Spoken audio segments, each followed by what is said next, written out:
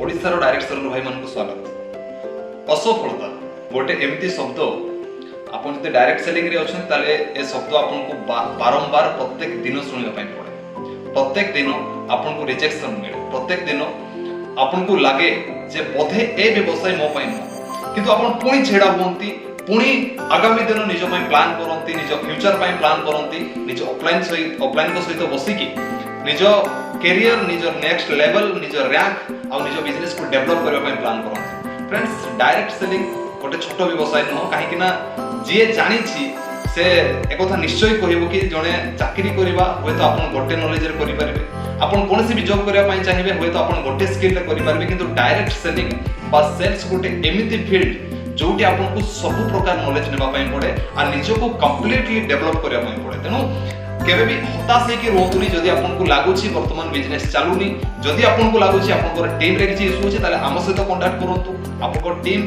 केमति systematically आपको पड़िबो तार हमें गोटे सॉल्यूशन बाहर करबा आ आपन भी डायरेक्ट सेलिंग रे केमति सफल हे परबे ता पई गोटे रोड मैप तैयारी करबा।